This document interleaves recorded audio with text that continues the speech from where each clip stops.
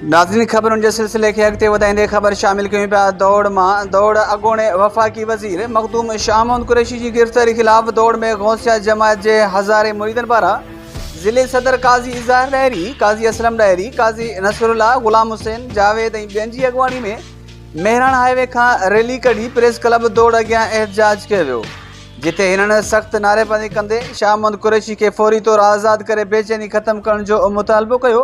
अॻुवाणनि ख़िताब कंदे चयो त शाह महमूद कुरैशी तारीख़ साज़ शख़्सियत ऐं गौसला आलमीन जी गादी नशीन आहे। खेसि कूड़े केस में गिरफ़्तार करे क़ैद कयो वियो आहे, जंहिं सबबि मुरीदनि में सख़्त कावड़ ऐं बेचैनी पखिड़ियल आहे।